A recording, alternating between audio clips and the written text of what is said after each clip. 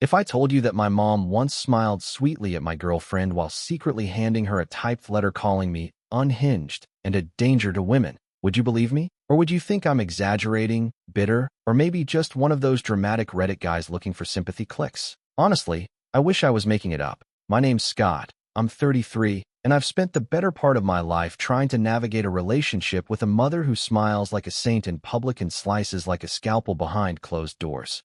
People love her. That's the worst part. She's charming in a way only truly dangerous people know how to be.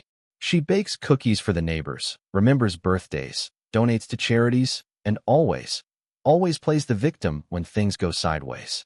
I used to think I was the problem, that maybe I was just too sensitive, or that I didn't appreciate all the sacrifices she made for me. But the older I got, the more I realized she wasn't sacrificing. She was investing in an image. And anyone who dared to scratch beneath the surface got buried in sweet-smelling lies and passive-aggressive guilt. It didn't start with my ex. That was just the final straw. If I had to pinpoint when it all began, I'd probably go back to middle school. I was 13, struggling with pretty bad anxiety, which back then nobody really talked about. I'd get panic attacks before tests, or even just going to gym class. I wasn't athletic, and I definitely wasn't cool, so I got picked on a lot. But I was smart. Too smart, she used to say. Scott, no one likes a know-it-all. Scott, you're going to make people uncomfortable if you correct them like that.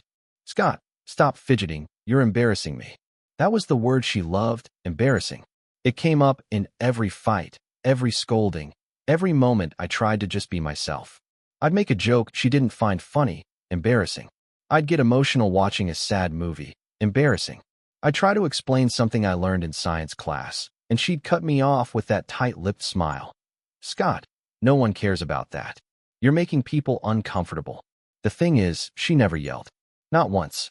My dad did sometimes. He wasn't a bad guy, just frustrated and tired and quietly fading into the background. But Mom? She weaponized calm. She'd lower her voice when she was angry, not raise it. She'd smile wider when she was furious. And every correction came gift-wrapped in sweet, concerned language. I'm only telling you this because I care. You'll thank me one day, sweetie. I just want you to have friends. I didn't realize how much that shaped me until I moved out for college. I chose a school on the other side of the country, Boston to LA, just to breathe. And for the first time in my life, I made real friends. Friends who liked the same weird sci-fi books I did, who didn't flinch when I got too excited about quantum mechanics or ancient mythology. I felt like I was finally becoming someone outside her shadow. And for a while, she seemed okay with it. Weekly calls, the occasional care package, even a proud of you text once when I got into the honors program. But that was the calm before the storm. When I started dating Claire, my first serious girlfriend, everything changed. At first, Mom pretended to like her, sent her a welcome gift, complimented her photos on Facebook, even invited her to Thanksgiving. But little things started slipping through. Backhanded compliments. Questions about Claire's family that felt more like subtle interrogations. She's very pretty, Scott, but does she challenge you intellectually? Her parents seem casual. Do they value education the way we do? You're so sensitive, sweetie. I hope she understands that. Claire laughed it off. I did too. I didn't want to believe she was doing it again. Not this time. Then, about 9 months into our relationship, Claire started pulling away. She stopped calling as much. Got quiet when I asked her what was wrong. And one night, after I flew home to surprise her for her birthday, she broke up with me. No big fight. Just a quiet conversation on her front porch while I stood there holding a box of her favorite pastries. She said, "You're unstable." Claire whispered, not even meeting my eyes. She told me you had violent outbursts, that you were manipulative, that I needed to be careful. My stomach dropped. My mom told you that. Claire just nodded. I didn't want to believe her. I really didn't. But she seemed so sincere. And then I started noticing little things. The way you get quiet sometimes. The way you don't talk about your feelings. I don't know. Maybe she's right. Maybe you're not ready. I didn't even fight it. What was the point?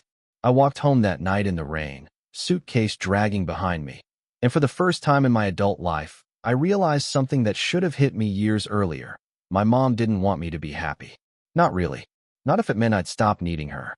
Not if it meant someone else saw a version of me that she couldn't control. That night broke something in me. But it also lit a fuse. I didn't scream. I didn't call her to confront her. I didn't even tell her I knew what she'd done.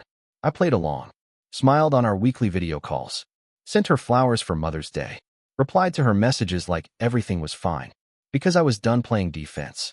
If she wanted to shape narratives, fine. I could do that too. So when her 60th birthday started creeping up and she asked me, sweet as ever, if I'd handle the guest list for her big celebration, I said yes. I smiled. I took notes. I promised to make it unforgettable. And I meant it. But before I get to the party, you need to understand just how deep this rabbit hole goes. Because what she did to Claire, that wasn't her first time. Not even close. And once I started digging, once I started reaching out to people from her past, the stories I uncovered made me realize that maybe, just maybe, I'd been the least of her victims. You ready for that? Because that's when things start getting messy. I kept my cool for almost a year after Claire walked away. Most people thought I took the breakup surprisingly well, and in a way, I did. I didn't spiral. I didn't drink myself into oblivion or make some grand, dramatic post on social media. But I didn't move on either. Because I couldn't. Not when the reason she left had nothing to do with who I really was, and everything to do with the picture someone else painted of me. I didn't stop thinking about that porch conversation. The way Claire's voice trembled. Not with fear, just uncertainty. Like she didn't know which version of me to trust.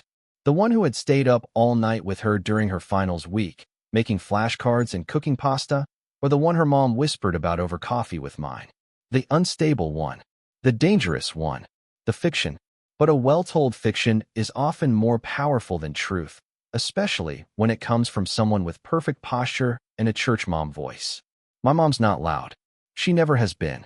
But she doesn't need to be. Her weapon of choice has always been subtlety, picking at reputations like threads, unraveling people one half-concerned comment at a time. And the worst part? She does it with the full confidence that she's helping, fixing, correcting, making people better. She sees herself as some twisted Florence Nightingale with a step-forward smile. After Claire, I started paying closer attention to everything.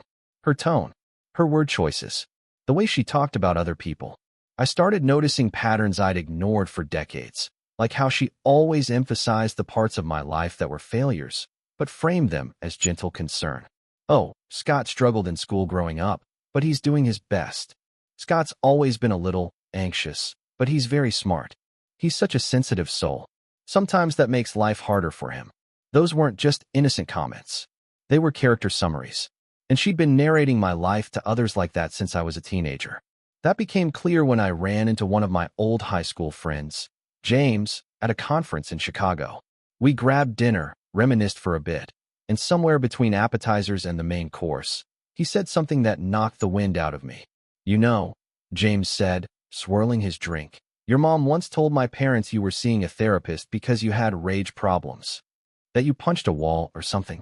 I blinked. What? Yeah. I remember because my mom got all weird about me hanging out with you for a few months after that. Thought you had some kind of anger issue. But you were always just kind of chill. I laughed, but it sounded hollow. I've never punched anything in my life. Except maybe a pillow. James shrugged. Guess it was just one of those weird rumors. No idea where it came from. I knew exactly where it came from. That conversation haunted me on the flight back home. And it was the final push I needed to do something I'd never dared before. I started contacting my mom's past. Not mine. Hers. I began with her exes. Quietly. Carefully. I used my middle name, changed my email signature, even created a fake Facebook account under the alias Ben Riley, just to avoid tipping her off. I wasn't trying to catfish anyone. I just didn't want them to hear Scott and immediately shut down. It was easier than I expected. Turns out, she'd burned more bridges than I thought. I reached out to one of her old college boyfriends, Thomas, who now ran a nonprofit in Portland. He responded within hours. Diane, he wrote. Wow, haven't heard that name in a while. I'm guessing this is about the way she sabotaged your career. I stared at the message for a full minute before replying. No, but I'm listening. He told me how, back in 1984, they were both applying for a research fellowship in New York. They'd been dating for almost 2 years, and she had promised she wasn't interested in the same program. We made a deal, he wrote. She said she wanted to stay local. So I submitted my application. A week later, I found out she had applied behind my back. Not only that, she plagiarized parts of my proposal and submitted it as her own. She got the fellowship. He didn't. And when I confronted her, he wrote, she told me I was being paranoid, that I was emotionally unstable and threatened by her success. Sound familiar? It did. Uncomfortably so. That was the first domino. Over the next 2 months, I reached out to more people, old co-workers, former friends, even a woman named Beth who used to be my mom's best friend back in the 90s. She now lived in Florida and ran a crafting YouTube channel. We FaceTimed once, and she didn't hold back. Diane destroyed my marriage, she said bluntly, fiddling with a pair of scissors mid-call. I trusted her, told her things I didn't even tell my therapist. And one day, my husband starts acting weird. Cold. Distant. I found out she'd been calling him, saying I was having an affair, saying I was mentally unstable. All lies. Every single one. And you know what the worst part is? She convinced our entire friend group that she was just looking out for him, that she was concerned, like some kind of guardian angel. But she just wanted to break us up. And she did. It wasn't just betrayal. It was a pattern, a web, and I was starting to see just how big it was. Meanwhile, on the surface, Mom was busy planning her big 6-0. She decided she wanted a garden party. Elegant but casual, she said. Just family and close friends. Maybe 30 people at most. Of course, she handed me the guest list to manage. Gave me free rein, as long as I stuck to her vision. I nodded, smiled, took notes. But in the back of my mind, the fuse kept burning. And then came the breaking point. It was a Tuesday evening. Nothing special. I had stopped by my parents' house to drop off some stuff for the party, catalogs, vendor lists, sample menus. Dad was out. Just me and Mom. She made tea. We sat in the sunroom, light streaming through the windows like something out of a Hallmark movie. She was in her element. Polished, poised, perfectly pleasant. Until she pulled out a manila folder and said, "By the way, I've been meaning to talk to you about something." I was instantly on alert. "What is it?" She slid the folder across the table. "It's a printout of your social media posts. Some of the things you've been sharing lately, they concern me." I opened it. Inside were screenshots of tweets, Facebook shares, even an Instagram story I posted months ago about mental health advocacy. Nothing inappropriate. Nothing alarming. Just vulnerable stuff. "Mom," I said slowly, "why do you have this?" She folded her hands neatly. "Because I worry. I really do. And I think you're broadcasting some things that could damage your reputation. Especially if you ever want to get married. Or find a new job. Employers look at this stuff, Scott. So do women." I stared at her. "You went through my accounts?" She tilted her head. "They're public. And it's not just me who noticed. A few people from church mentioned your posts. Said they were worried." "Worried about what? That I care about mental health? That I speak up about anxiety and trauma?" "Sweetheart," she said, with that nauseating calm, "people don't like messy. They like strength. Confidence. Not this." And there it was. Not this. Not me. Not the me who finally found the courage to talk about the things she spent decades suppressing. Not the me who was slowly reclaiming a voice she'd spent years reshaping into a shadow of herself. I stood up. My hands were shaking, but I wasn't afraid. "Not anymore. You did this to Claire, didn't you?" Her eyes flicked up. "What are you talking about?" "You told her I was dangerous. Unstable. You're the reason she left." She didn't deny it. Just looked at me with that infuriating calm. I only told her what she deserved to know. And just like that, the fuse reached the dynamite. I walked out of that sunroom without another word. Got into my car, drove home, and sat in the dark for a long time, just letting it all settle. The years. The manipulation. The lies. The control. And then I opened my laptop, pulled up the party spreadsheet, and started making some edits. I didn't delete her guest list. I expanded it. Because if Diane wanted a celebration, I was going to give her one she'd never forget. But not just yet. First, I had some more phone calls to make. And some very interesting invitations to send. Rock bottom doesn't always look like it does in the movies. There's no dramatic montage, no broken mirror scene, no rain-soaked breakdown on a park bench. Sometimes, it's just the quiet moments when you look around and realize you're completely alone, and the people who are supposed to love you most might never have loved you for who you really are. After that final conversation in the sunroom, something inside me fractured. I wasn't angry, not in the screaming, punching walls kind of way. It was quieter than that. Like a light had gone out. I stopped answering her calls. Stopped replying to her texts. I needed space, and I didn't trust myself to keep pretending. Not anymore. For the first time in my life, I began to grieve, not just for Claire or for the years I'd spent under my mom's thumb, but for the boy I used to be. The kid who thought if he just behaved the right way, achieved enough, stayed small enough, he might finally earn her full approval. That boy was gone, and the truth was, he'd never stood a chance. I'd like to say things got better right away, but they didn't. Not at first. The first few weeks were hard. I barely slept. Ate too much one day, not at all the next. Work felt meaningless. I was doing freelance UI design at the time, mostly startup projects and client websites, and I started falling behind. One particularly bad week, I missed a deadline and lost a decent client. Another ghosted me entirely after I pushed back on some unreasonable changes. I didn't tell anyone what I was going through. My dad had always been a passive observer in the chaos, quiet and neutral, like Switzerland. He loved me, I think, in his own silent way, but he never intervened. And after years of enabling her, I wasn't ready to confide in him. My friend group was scattered, mostly old college connections who were now married, busy, or distant. I tried calling James once, the high school friend I'd seen in Chicago, but I hung up before he answered. I didn't know how to explain any of it without sounding crazy. My mom has been psychologically dismantling me since I was a teenager. Isn't exactly easy to slip into casual conversation. But in that darkness, something unexpected happened. I started writing again. It had been years since I'd touched a blank page for myself. Not client work, not marketing copy, just me, my thoughts, my voice. It started with a few scattered journal entries, then became longer reflections. I poured everything out, memories, doubts, moments I'd buried deep because they were too confusing to process at the time. I wrote about how mom used to tell me I was too dramatic when I cried after school, even though I'd been shoved into a locker. How she'd made me apologize to a teacher who mocked me in front of the class.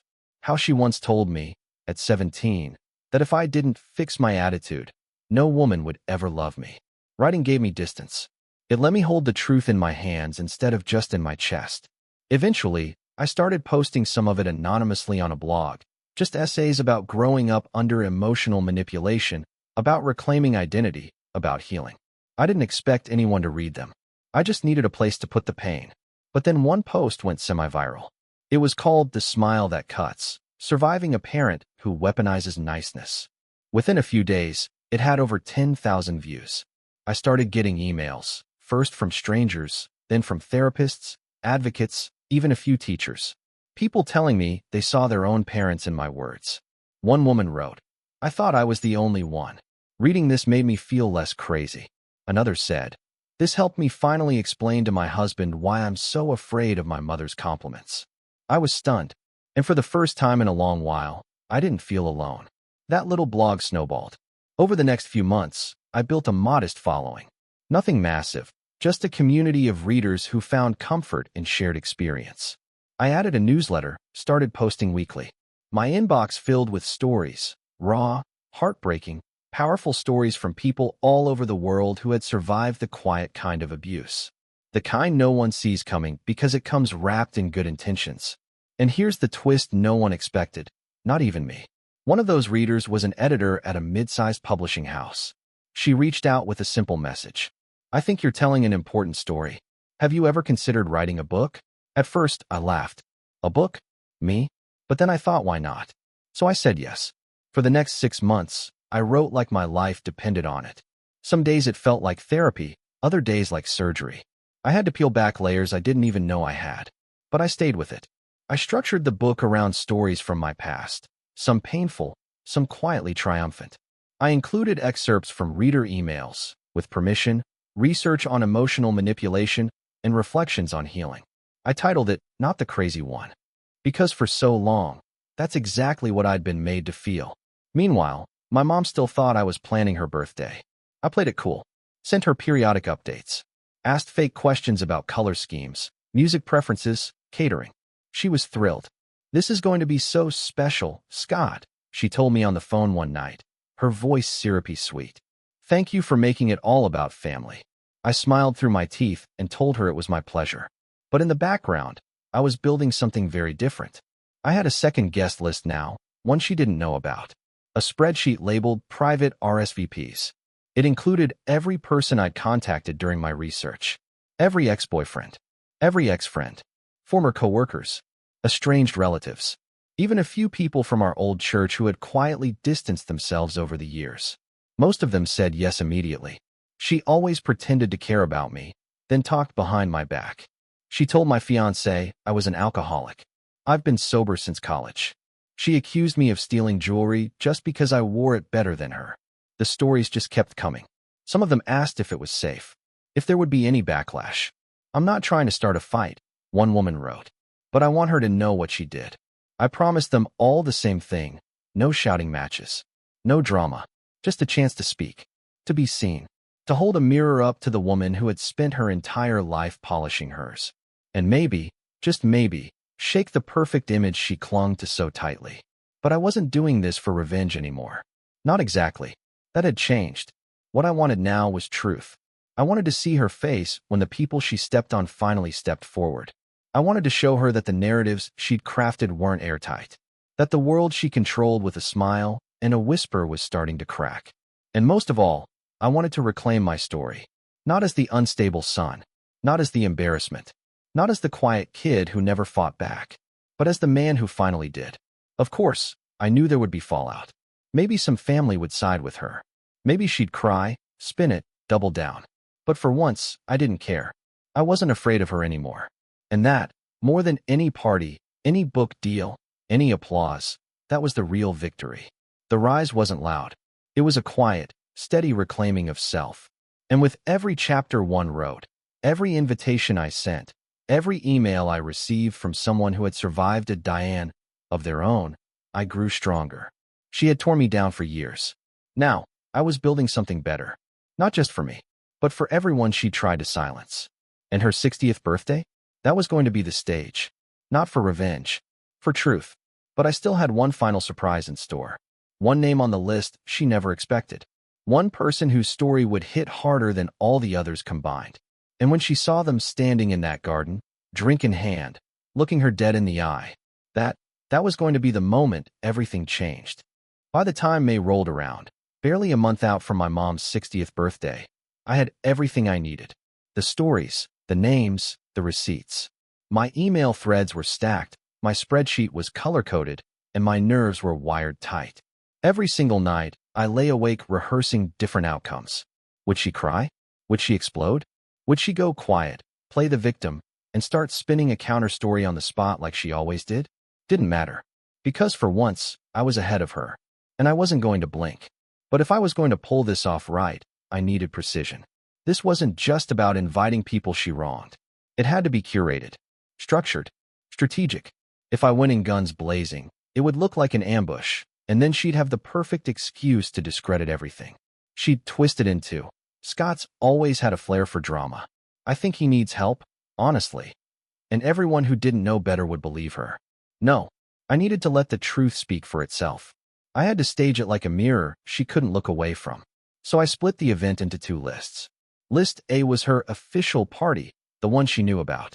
A carefully pruned group of 30 close friends, church ladies, wine club pals, and a few distant cousins she still talked to.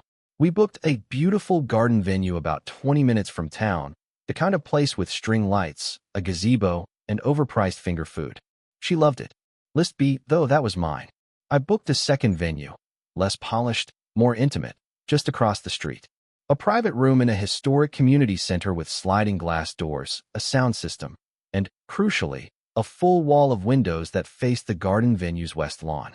It was perfect. The idea wasn't to disrupt her party. That would be too easy, too obvious. I wanted her to enjoy herself, float around in that self-made spotlight, toast her curated image. And then, when the time was right, I'd give her the second act. But I needed a hook. That's when I thought of the photo wall. Mom had always loved memory boards, those cork things with Polaroids from vacations, school plays, weddings. She'd kept one in the hallway for years, always changing the photos depending on who came over. One month, it was my childhood school pictures. The next, it was her charity work with the garden club. So I decided to build my own. I emailed everyone on List B and asked them for one thing: a photo of themselves from the year they were closest to my mother. A moment in time, frozen, when they trusted her, loved her, before everything unraveled. I paired each photo with a short quote from our conversations, just 1 or 2 lines. Nothing dramatic, just the truth. She told me I was too emotional to be a good wife. She said I reminded her of someone she couldn't trust. She smiled and said I'd never be enough for Scott. She told me I should be grateful she still invited me. Each quote went under a photo. Black frame, white background. Simple, clean. The effect was devastating. When I finished hanging them in the community center, I stood back and stared at the wall of quiet grief and subtle strength. These weren't accusations. They were revelations. Proof of a pattern. A life's worth of manipulation, one frozen smile at a time. And still, there was one more thing I hadn't done. I hadn't talked to Claire. I don't know why I waited so long. Maybe part of me was scared she wouldn't want to be involved, or that seeing her again would tear open something I'd finally begun to heal. But I couldn't shake the thought. She deserved to know the truth too. So I wrote her an email. Not a plea, not an apology, just honesty. Hey Claire, I know it's been a long time, and I'm not writing to reopen anything. I just wanted to tell you that I finally understand what happened. It wasn't you, and it wasn't me either. I've spent the last year learning the truth about my mom, really learning it. And I've talked to a lot of people who were hurt by her in ways that look eerily familiar. I don't expect a response. But if you ever want to talk, or if you want to hear what I've learned, I'll be at the community center across from her birthday venue on June 10th, 6 p.m. No pressure, just truth. I stared at the screen for a long time before hitting send. And once I did, I didn't check my email for 2 days. When I finally opened it again, there it was. A single-line reply. I'll be there. I don't know how long I sat there, just staring at that sentence. But it was the first time in months I cried without shame. It felt like closure waiting on the horizon. And then, almost as if fate wasn't done yet, came the last piece of the puzzle. I got a call from my cousin Daniel. He was one of the few relatives who distanced himself from the family years ago, but I never knew why. We'd been close as kids, until one summer he just stopped showing up to reunions.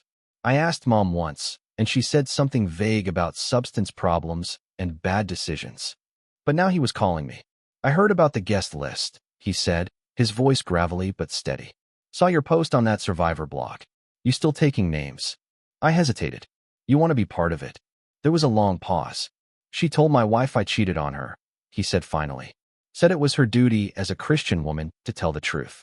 She handed her a fake email thread she claimed she found on my computer. My wife left me. Took the kids. I lost everything. Took me 4 years to prove it was fake. I couldn't speak. And you know what the worst part is? He said. She said she was helping. That same phrase. Over and over. She always thought she was helping. I added his name to the list. By the end of that week, the final head count was 47.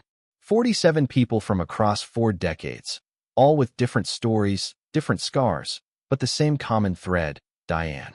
And for once, she had no idea what was coming. June 10th arrived faster than I expected. The weather was flawless, blue skies, golden sun, a breeze just strong enough to keep the heat off. I arrived early, dressed in a simple gray suit.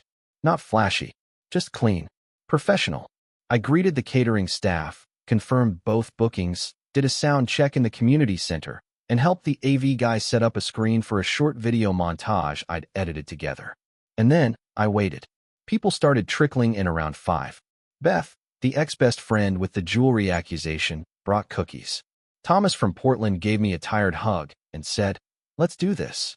Even Daniel showed up, holding a single photo in his hand. Him and my mom at a family barbecue, back when he still smiled without effort. By 5:45, the room was full, quiet, charged, solemn. I gave them all a brief rundown.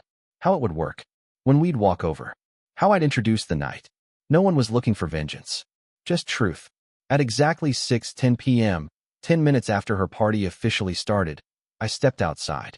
From across the street, I could see her, radiant in her tailored sky blue dress, surrounded by laughing guests and floating candles. She looked happy, perfect, in control, and then her eyes landed on me. I smiled. She didn't. I raised a glass and nodded. And then I turned, and behind me, one by one, people began filing out of the community center. A slow, solemn line. No banners, no signs, just faces, familiar faces. One by one, they crossed the street, and her smile began to fade. She looked confused, then wary, and then, for the first time I could remember in years afraid. But we weren't there to attack. We were there to speak. And as the final guest stepped forward, Claire, dressed in white, eyes steady, I knew we were ready. It was time, but I hadn't even delivered the first speech yet, and she had no idea how deep this truth was going to cut. The silence when Claire stepped onto the lawn was absolute. Conversations froze mid-sentence. Champagne flutes paused in midair. All eyes shifted from her to my mom, who still stood beneath a floral archway with her hand on her hip and a birthday corsage pinned perfectly to her shoulder. For a second, I thought she might faint.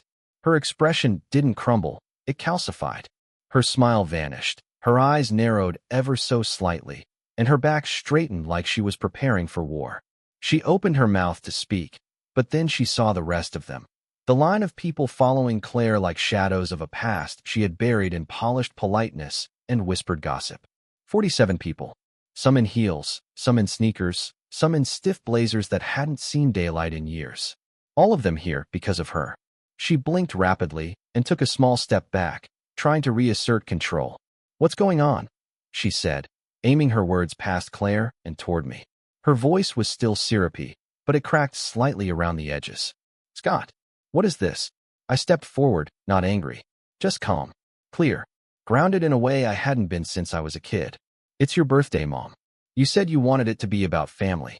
I turned to the small crowd now gathered. Some of her friends were murmuring. A few looked confused, others uncomfortable. Only a handful had the good sense to excuse themselves and pretend they didn't see anything. The rest stayed, the kind of people who slowed down when they pass a car wreck. "Everyone," I said, projecting just enough to carry across the lawn without shouting, "thank you for coming. This evening, we're here not just to celebrate my mother's 60th birthday, but also to acknowledge the impact she's had on the lives around her." My mom's lips parted. "Scott," she hissed, low and sharp. "What are you doing?" I ignored her. I gestured behind me. These are people my mother has known, some briefly, some for decades. Each of them has their own story.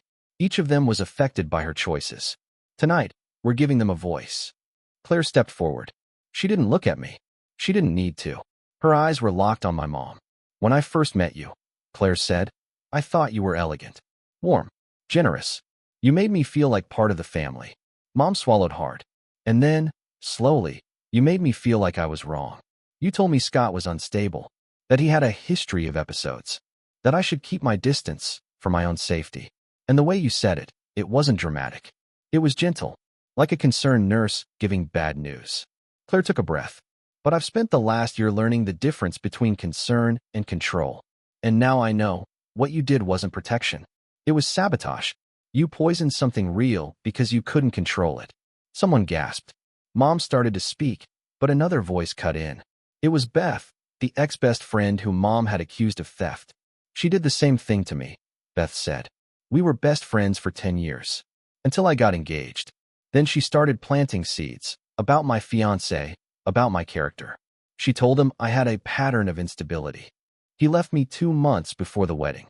Now my mom was visibly shaking. She turned to the nearest cluster of friends, the church group, trying to rally support. "This is ridiculous," she said. "They're twisting things." I was trying to help. "Really?" said Thomas, stepping forward. "Is that what you were doing when you stole my research proposal in college and claimed it as your own?" Her head snapped toward him. "I lost the fellowship," he said. "You got it. And when I confronted you, you told everyone I was jealous. Unstable. Sound familiar?" The circle was tightening now. Not physically, but emotionally. You could feel it in the air, the tension, the weight of so many unspoken things finally finding oxygen. My mom took a shaky step backward, bumping into the side of the flower arch. "This is a setup," she said. This is slander." "No," I said gently.